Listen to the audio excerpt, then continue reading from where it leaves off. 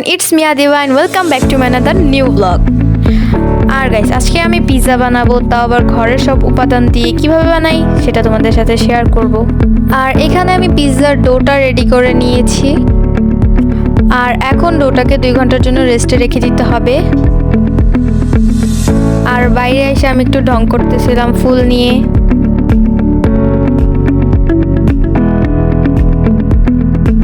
আর এখন আমি মেয়োনিজ বানাবো, তার জন্য 2টা ডিম সিদ্ধ করে নিয়েছি। আর আমি কিন্তু ফার্স্টেই বলছি যে এখানে কিন্তু আমি সব ঘরোয়া উপাদান দিব, তাই আমি মেয়োনিজটা ঘরেই বানাবো।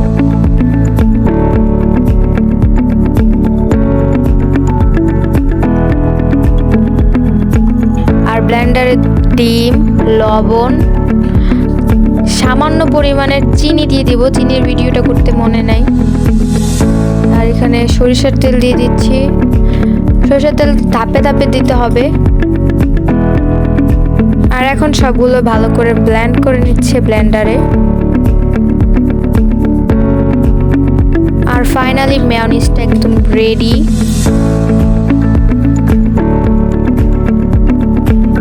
এটা খুব পারফেক্ট ভাবে হয়েছে। কমেন্টে জানাবা কিরকম হয়েছে এই মেয়োনিজটা। আর এখানে পিৎজার জন্য চিকেনটাকে রেডি করে নেওয়া হচ্ছে। পেঁয়াজ, লবণ, হলুদ, মরিচ একসাথে ভালো করে মিক্স করে নেওয়া হচ্ছে।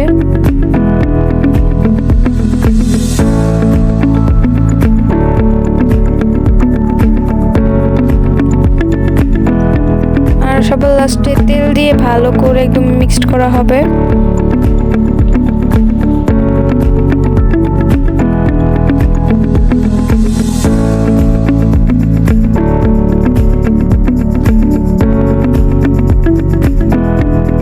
আর এখানে পিৎজার জন্য চিকেনটা কিন্তু একদম রেডি।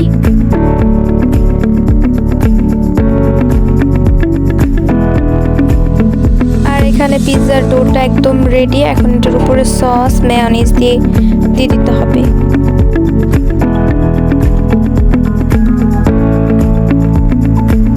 আর এখন পিৎজাটা একদম রেডি। এখন এটাকে চুলায় বসিয়ে দিতে হবে।